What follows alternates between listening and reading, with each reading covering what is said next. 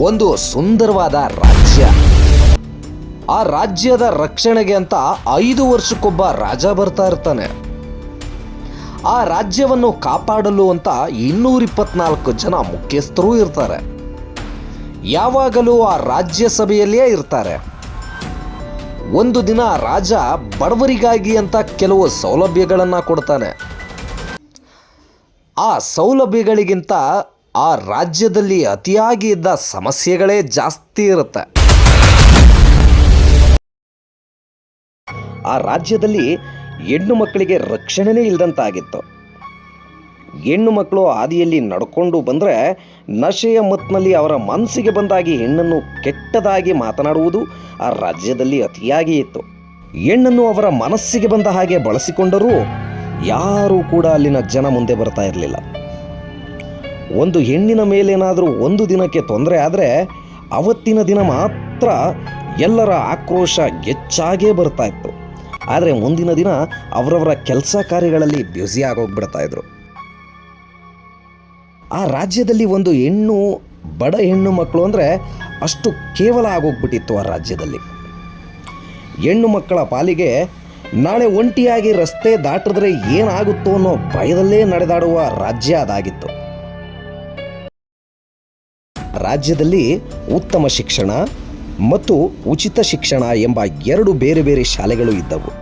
ಉತ್ತಮ ಶಿಕ್ಷಣವು ಒಳ್ಳೆಯ ರೀತಿಯ ಶಿಕ್ಷಣವನ್ನು ಕಲಿಸುತ್ತೇವೆ ಎಂದು ನಂಬಿಸಿ ಮಕ್ಕಳನ್ನು ಹಾಗೂ ತಂದೆ ತಾಯಿಗಳನ್ನು ನಂಬಿಸಿ ಉತ್ತಮ ಶಿಕ್ಷಣ ಅಲ್ವಾ ಅಂತ ಕಳಿಸೋಕೆ ಶುರು ಮಾಡಿದ್ರು. ಅದನ್ನೇ ಬಂಡವಾಳವಾಗಿ ಇಟ್ಟುಕೊಂಡು ಆ ರಾಜ್ಯದಲ್ಲಿ ಅನೇಕ ಶಾಲೆಗಳು ಕೂಡ ಹೆಚ್ಚಾದವು. ಹಾಗೆ 3-4 ವರ್ಷದ ಮಕ್ಕಳಿಗೂ ಕೂಡ 50ರಿಂದ 1 ಲಕ್ಷದವರೆಗೆ ಶುಲ್ಕ ಕೇಳೋಕ್ಕೆ ಶುರು ಮಾಡಿದ್ರು. ಇವರು ಕೊಡೋಕೆ ಶುರು ಮಾಡಿದ್ರೆ ಹೊರತು ಯಾಕೆ ಜಾಸ್ತಿ ಮಾಡಿದ್ರಿ ಎಂದು ಕೇಳುವ ಅಧಿಕಾರ ಇರಲಿಲ್ಲ. ಯಾಕಂದರೆ ಉತ್ತಮ ಶಿಕ್ಷಣ ಅನ್ನೋ ಕಾರಣ ಅಡ್ಡ ಬರುತ್ತಲ್ವಾ. ಶಾಲೆಗಳು ಯಾಕೆ ಹೆಚ್ಚಾಗುತ್ತಿವೆ ಎಂದು ಕೇಳುವ ಪ್ರಶ್ನೆ ಆ ರಾಜ್ಯದ ಜನರಿಗೆ ಇರುತ್ತಿರಲಿಲ್ಲ. ಯಾಕಂದರೆ ಅತಿಯಾಗಿ ಆ ರಾಜ್ಯದಲ್ಲಿ ರಾಜ್ಯಸಭೆಯಲ್ಲಿ ಕೆಲಸ ಮಾಡುತ್ತಿದ್ದ 224 ಸದಸ್ಯರುಗಳು ಕಟ್ಟಿಸಿರ್ತಕ್ಕಂಥ ಶಾಲೆಗಳು ಸ್ವಲ್ಪ ಮಟ್ಟಿಗಿದ್ವು. ಬಡ ಜನರ ಬಂಡವಾಳವಾಗಿ ಚೆನ್ನಾಗಿ ಬಳಸಿಕೊಂಡು ಆ ರಾಜ್ಯದಲ್ಲಿ ಖಾಸಗಿ ಶಾಲೆಗಳು ಹೆಚ್ಚಾಗ್ತಲೇ ಹೋಯಿತು. ಹಣನೂ ಕೂಡ ಹೆಚ್ಚಾಗ್ತಲೇ ಹೋಯಿತು. ಕಾಣದೇ ಇರೋ ಹಾಗೆ ಬಡ ಜನರು ಹಣ ಬಳಸಿಕೊಳ್ಳುವುದು ಒಂದು ದಂಧೆಯನ್ನಾಗಿ ಮಾಡಿಬಿಟ್ಟಿತ್ತು ಆ ರಾಜ್ಯ. ಇದನ್ನು ಪ್ರಶ್ನೆ ಮಾಡುವ ಶಕ್ತಿ ಆ ರಾಜ್ಯದ ಪ್ರಜೆಗಳಿಗೆ ಇರಲೇ ಇಲ್ಲ ನೋಡಿ. ಇನ್ನೊಂದು ಉಚಿತ ಶಿಕ್ಷಣ ಅನ್ನೋದು ಇತ್ತಲ್ವಾ. ಆ ರಾಜ ಮಕ್ಕಳಿಗೆ ಅಂತ ಕೆಲವು ಸೌಲಭ್ಯ ಕೊಡ್ತಾನೆ. ಆದರೂ ಕೂಡ ಆ ರಾಜ್ಯದಲ್ಲಿ ಉಚಿತ ಶಿಕ್ಷಣಕ್ಕಿಂತ ಉತ್ತಮ ಶಿಕ್ಷಣಕ್ಕೆ ಜಾಸ್ತಿ ಮೊರೆ ಹೋಗ್ತಾ ಇದ್ರು. ಆ ಉತ್ತಮ ಶಿಕ್ಷಣದವರು ಮಾತಾಡಿಸ್ತಾ ಇದ್ದಂಥ ರೀತಿನೂ ಹಾಗೆ ಇರ್ತಾ ಇತ್ತು ಬಿಡಿ. ಉತ್ತಮ ಶಿಕ್ಷಣಕ್ಕೆ ಜಾಸ್ತಿ ಜನ ಯಾವಾಗ ಮೊರೆ ಹೋಗೋದಕ್ಕೆ ಸ್ಟಾರ್ಟ್ ಮಾಡ್ತಾರೆ, ಉಚಿತ ಶಿಕ್ಷಣಗಳು ಕೂಡ ಕಡಿಮೆ ಆಗ್ತಾ ಬರ್ತಾ ಇರುತ್ತೆ. ಶಾಲೆಗಳು ಮುಚ್ಚುತ್ತಾ ಬರ್ತಾ ಇರ್ತಾರೆ. ಕಾರಣ ಸರಿಯಾಗಿ ಶಿಕ್ಷಕರೂ ಇರ್ತಾ ಇರಲಿಲ್ಲ. ಅಲ್ಲಿನ ಕಟ್ಟಡ ಕೂಡ ಗಟ್ಟಿಯಾಗಿರ್ತಾ ಇರಲಿಲ್ಲ. ಉತ್ತಮ ಶಿಕ್ಷಣ ಇರ್ತಾ ಇರಲಿಲ್ಲ. ಹಾಗಾಗಿ ಜನರು ಖಾಸಗಿ ಶಾಲೆಗೆ ಜಾಸ್ತಿ ಕಳಿಸ್ತಾ ಇದ್ರು. ಮತ್ತು ಇದೆಲ್ಲದಕ್ಕಿಂತ ಹೆಚ್ಚಿನದಾಗಿ ಅಲ್ಲಿನ ಜನರು ಕೂಡ ಶಾಲೆಯ ಬಗ್ಗೆ ಕೇಳೋಕೆ ಮುಂದೆನೇ ಬರ್ತಾ ಇರಲಿಲ್ಲ. ಅತಿಯಾಗಿ ಮಕ್ಕಳು ಉತ್ತಮ ಶಿಕ್ಷಣದ ಕಡೆ ವಾಲ್ತಾ ಇದ್ರು. ಶಿಕ್ಷಣಕ್ಕೆ ಹೋಗೋಕೆ ಶುರು ಮಾಡಿದ್ರ ತಕ್ಷಣವೇ ಉತ್ತಮ ಶಾಲೆಗಳೂ ಕೂಡ ಹೆಚ್ಚಾಗ್ತಾ ಹೋದವು. ಉತ್ತಮ ಶಿಕ್ಷಣಗಳು ಜಾಸ್ತಿ ಆಗ್ತಾ ಹೋದಂತೆ ಉಚಿತ ಶಿಕ್ಷಣ ಕಡಿಮೆ ಆದವು. ಹಾಗೆ ಮುಚ್ಚೋಕೆ ಕೂಡ ಶುರುವಾದರು. ಆ ರಾಜ್ಯದ ಬೆಳವಣಿಗೆಗೆ ರೈತ ಕೂಡ ಕಾರಣ ಆಗಿದ್ದರೂ ಆ ರಾಜ್ಯದಲ್ಲಿ ರೈತ ದಿನ ದಿನ ಚಿಂತೆ ಕಣ್ಣೀರಿನಲ್ಲೇ ಇರ್ತಿದ್ದ. ಆದರೆ ಆ ರಾಜ್ಯಸಭೆಯಲ್ಲಿ ಇರ್ತಕ್ಕಂಥ ಜನ ಎಲ್ಲರೂ ಕೂಡ ಖುಷಿಯಾಗೇ ಇರ್ತಾ ಇದ್ರು. ರೈತ ತನ್ನ ಮಕ್ಕಳ ಓದಿಗಾಗಿ ಮತ್ತು ಬೆಳೆಗಾಗಿ ಸಾಲವನ್ನು ಪಡೆದು ಸಾಲ ತೀರಿಸಲಾಗದೆ ದಿನೇ ಯೋಚನೆಯಲ್ಲೇ ಕಣ್ಣೀರು ಇಡ್ತಾ ಇದ್ದ. ಆದರೆ ಆ ರಾಜ್ಯಸಭೆಯಲ್ಲಿ ಅವರ ಬಗ್ಗೆ ಕನಿಷ್ಠ ಪಕ್ಷ ಯೋಚನೆ ಮಾಡದೆ ನೆಮ್ಮದಿಯಾಗಿದ್ದರು ಅನ್ನೋದೇ ವಿಪರ್ಯಾಸ. ತಾನು ಬಿಸಿಲಲ್ಲಿ ಕಷ್ಟಪಟ್ಟು ಬೆಳೆದ ಬೆಳೆಗೆ ಸರಿಯಾಗಿ ಹಣ ಸಿಗದೆ ರಸ್ತೆಯಲ್ಲಿ ಕಾದುಕೊಂಡು ರಾಜನಲ್ಲಿ ಬೇಡಿಕೊಳ್ತಾ ಇದ್ದರೂ ಆ ರಾಜ ಮಾತ್ರ ಕರಗ್ತಾ ಇರಲಿಲ್ಲ. ಆ ರೈತರು ಬೆಳೆದ ಬೆಳೆಗೆ ಬೆಲೆ ಸಿಗದೆ ಮಕ್ಕಳ ಓದಿಗೆ ಸಾಲ, ಬೆಳೆಗೆ ಸಾಲ ತೆಗೆದುಕೊಂಡು ತೀರಿಸಲಾಗದೆ ಅತಿ ಹೆಚ್ಚಿನ ಜನ ಸಾವಿಗೆ ಶರಣಾಗ್ತಾರೆ. ಆದರೆ ಅಲ್ಲಿನ ಸಮಾಜ ರೈತರ ಬಗ್ಗೆ ಯಾವ ಯೋಜನೆ ಕೊಟ್ಟರೆ ರೈತರಿಗೆ ಯಾವುದೇ ಸಮಸ್ಯೆ ಇರೋದಿಲ್ಲ, ಸಾಯೋದಿಲ್ಲ ಅಂತ ಯೋಚನೆಯೂ ಕೂಡ ಮಾಡೋದಿಲ್ಲ. ಯಾವ ಸೌಲಭ್ಯ ಕೊಡಬೇಕು ಎಂದು ರೈತನೂ ಕೂಡ ಕೇಳಲಿಲ್ಲ. ರಾಜನೂ ಕೊಡಲಿಲ್ಲ, ಸಾವು ಮಾತ್ರ ಆ ರಾಜ್ಯದಲ್ಲಿ ತಪ್ಪುತ್ತಿರಲಿಲ್ಲ. ಒಂದು ತುತ್ತು ಊಟಕ್ಕಾಗಿ ವಲಸೆ ಹೋಗುವವರ ಸಂಖ್ಯೆ ತುಂಬ ಇತ್ತು.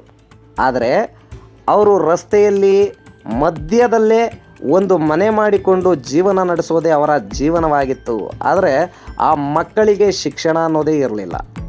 ಆ ಮಕ್ಕಳು ಸರಿಯಾಗಿ ಊಟ ಸಿಗದೆ ಭಿಕ್ಷೆ ಬೇಡಿ ಅನ್ನ ತಿನ್ನುತ್ತಿರ್ತಿದ್ರು. ಅಂಥ ಮಕ್ಕಳಿಗೆ ಶಿಕ್ಷಣ ಕೊಡಿಸುವ ಯೋಗ್ಯತೆ ಕೂಡ ಆ ರಾಜನಿಗೆ ಇರಲಿಲ್ಲ. ಆ ಮಕ್ಕಳು ಆಗಲಿ ವಯಸ್ಸಾದವರು ಕೂಡ ನಡು ರಸ್ತೆಯಲ್ಲಿ, ಬಸ್ ಸ್ಟ್ಯಾಂಡ್ಗಳಲ್ಲಿ, ಬೀದಿಗಳಲ್ಲಿ ಭಿಕ್ಷೆ ಬಿಡ್ತಾ ಇದ್ರು ಕೂಡ ಯಾರ ಕಣ್ಣಿಗೂ ಕಾಣಿಸ್ಲಿಲ್ಲ. ಎಷ್ಟೋ ತಾಯಂದರು ತನ್ನ ಮಕ್ಕಳನ್ನು ಇಟ್ಕೊಂಡು ಭಿಕ್ಷೆ ಬೇಡುವುದು ಹೆಚ್ಚಾಗಿ ಇತ್ತು ಆ ರಾಜ್ಯದಲ್ಲಿ. ಅಂಥ ಹೆಣ್ಣು ಮಕ್ಕಳಿಗೆ ರಕ್ಷಣೆಯೇ ಇಲ್ಲದಂತಾಗಿತ್ತು ಆ ರಾಜ್ಯದಲ್ಲಿ. ಯಾವ ವ್ಯಕ್ತಿ ಬಂದರೂ ಕೂಡ ಆ ಹೆಣ್ಣಿಗೆ ಏನೇ ಮಾಡಿದರೂ ಕೂಡ ಆ ಹೆಣ್ಣನ್ನು ಕೇಳುವಂಥವ್ರು ಯಾರೂ ಇರಲಿಲ್ಲ ಆ ರಾಜ್ಯದಲ್ಲಿ.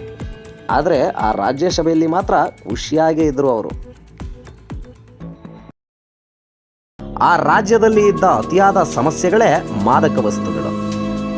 ಅಂದರೆ ಗೊತ್ತಲ್ಲ, ಇತ್ಯಾದಿ. ರೈತ ತನ್ನ ಮಕ್ಕಳ ಓದಿಗಾಗಿ ಪಟ್ಟಣಕ್ಕೆ ಕಳಿಸಿದ್ರೆ ಅಲ್ಲಿ ಇರುವ ಪಟ್ಟಣದ ಮಕ್ಕಳ ಗೆಳತನ ಮಾಡಿ ಗಣವನ್ನು ಅಭ್ಯಾಸ ಮಾಡಿಸುತ್ತಾ ಇರ್ತಾರೆ. ಉತ್ತಮ ವಿದ್ಯಾಭ್ಯಾಸ ಬಿಟ್ಟು ಕೆಲವು ವಿದ್ಯಾರ್ಥಿಗಳು ಮಾದಕ ವಸ್ತುಗಳಿಗೆ ದಾಸರಾಗಿರ್ತಾರೆ. ಮತ್ತಿನ ಅಮಲಲ್ಲಿ ಅತಿಯಾಗಿ ಮಾಡ್ತಿರ್ತಾರೆ. ರೈತರು ಬೆಳೆಯುವ ಭೂಮಿಯಲ್ಲಿ ಗಿಡ ಬೆಳೆಯುವ ರಾಜ್ಯ ಅಲ್ಲಿ ಇತ್ತು. ಈಗ ಆ ರಾಜ್ಯ ಸುತ್ತ ಮುಂದೆ ಹಸಿರು ಗಾಡಿಗಳು ಕಾಣಿಸಿಕೊಳ್ಳುತ್ತಿದ್ದವು. ವಿದ್ಯಾಭ್ಯಾಸ ತೊರೆದು ಗಾಡಿಗಳಿಗೆ ಮೊರೆ ಹೋಗಿ ಹಾಳಾಗುತ್ತಿದ್ದರು. ಲಾಭಕ್ಕಾಗಿ ರೈತರ ಮಕ್ಕಳನ್ನೇ ಬಳಸಿಕೊಳ್ತಿದ್ದು ಅನ್ನೋದು ಇನ್ನೊಂದು ಕಡೆ ವಿಪರ್ಯಾಸ. ಅದು ಕಂಡರೂ ಕೂಡ ಕಾಣದೇ ಇರೋ ಹಾಗೆ ಇದ್ದಾರೆ. ಆ ರಾಜ್ಯದಲ್ಲಿ ಗ್ರಾಮಗಳಿಗೆ ಒಬ್ಬ ಅಧ್ಯಕ್ಷರನ್ನು ನೇಮಿಸಿರ್ತಾರೆ. ಆದರೆ ಗ್ರಾಮಗಳಲ್ಲಿ ಅಧ್ಯಕ್ಷ ಮಾಡುವ ಕೆಲಸ ಕೇಳಿ, ರಾಜ ಕೊಡುವ ಎಲ್ಲ ಸೌಲಭ್ಯಗಳನ್ನು ಆ ಅಧ್ಯಕ್ಷ ಬಡವರಿಗೆ ಕೊಡುವುದನ್ನು ಬಿಟ್ಟು ಅವರಿಗೆ ಬೇಕಾದವರಿಗೆ ಮಾತ್ರ ಕೊಡ್ತಾ ಇರ್ತಾನೆ. ಎಷ್ಟೇ ಸೌಲಭ್ಯ ಬಂದರೂ ಕೂಡ ಅವನೇ ಬಳಸಿಕೊಳ್ತಿದ್ದ ಹೊರತು ಊರಿನ ಕಡೆ ಗಮನ ಹರಿಯುವುದು ಆ ರಾಜ್ಯದಲ್ಲಿ ಇರಲಿಲ್ಲ. ಇದಕ್ಕಿಂತ ಹೆಚ್ಚಾಗಿ ನಮ್ಮ ಕರ್ನಾಟಕದಲ್ಲೂ ಕೂಡ ಇದೆ. ಎಷ್ಟೋ ಧರ್ಮ ಸಂಘಗಳು, ರಾಜಕಾರಣಿಗಳು ಎಷ್ಟೋ ಜನ ಇದ್ದಾರೆ. ಚುನಾವಣೆ ಸಮಯದಲ್ಲಿ ರಾಜಕಾರಣಿಗಳು ಕಾಣಿಸಿಕೊಂಡ್ರೆ ಸಂಘದ ಹೆಸರು ಮರೆಯಾಗುವ ಸಮಯದಲ್ಲಿ ಸಂಘಟನೆಗಳು ಕಾಣಿಸ್ಕೊಳ್ತವೆ. ಧರ್ಮದ ಆಧಾರದ ಮೇಲೆ ಒಡೆದಾಡುವ ರೀತಿ. ಧರ್ಮದವರೇ ಹೆಣ್ಣು ಮಕ್ಕಳಿಗೆ ಕಿರುಕುಳ ಮನಸ್ಸಿಗೆ ಬಂದಂತೆ ಬಳಸಿಕೊಳ್ಳುತ್ತಿದ್ದಾರೆ.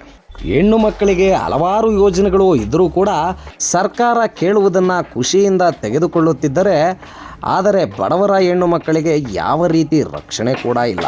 ಹೆಣ್ಣು ಮಕ್ಕಳಿಗೆ ತೊಂದರೆ ಆಗುತ್ತಲೇ ಬರ್ತಾ ಇದೆ.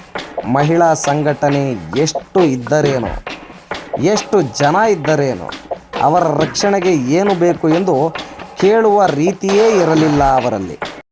ರೈತ ಯಾಕೆ ಕಣ್ಣೀರು ಹಾಕ್ತಾ ಇದ್ದಾನೆ? ಅವನಿಗೆ ಯಾವ ಸಮಸ್ಯೆ ಇದೆ? ಅವನ ಮಕ್ಕಳಿಗೆ ಯಾವ ರೀತಿ ಸೌಲಭ್ಯ ಬೇಕು ಎಂದು ಯಾರೂ ಕೇಳೋದಿಲ್ಲ. ಏನು ವಿದ್ಯಾರ್ಥಿಗಳು ಏನಾಗುತ್ತಿದ್ದಾರೆ? ಯಾವುದಕ್ಕೆ ಮೊರೆ ಶುಲ್ಕ, ವಾಹನ, ಶಿಕ್ಷಣ, ಇನ್ನು ಅನೇಕ ಸಮಸ್ಯೆಗಳು ಕೂಡ ಇವೆ. ವಿದ್ಯಾರ್ಥಿಗಳಿಗೆ ಯಾವ ರೀತಿ ಸೌಲಭ್ಯ ಬೇಕು ಎಂದು ಯಾವ ಸಂಘಟನೆಯೂ ಕೇಳಿಲ್ಲ. ಸಾರ್ವಜನಿಕ ಸ್ಥಳಗಳಲ್ಲಿ ಹೊಟ್ಟೆಪಾಡಿಗಾಗಿ ತಾಯಿ ಮಗುವನ್ನು ಎತ್ತುಕೊಂಡು ಭಿಕ್ಷೆ ಬೇಡುವುದು, ವಲಸೆ ಹೋಗುವುದು, ವಯಸ್ಸಾದ ವ್ಯಕ್ತಿಗಳು ರಸ್ತೆಯಲ್ಲಿ ಭಿಕ್ಷೆ ಬೇಡುತ್ತಿದ್ದಾರೆ.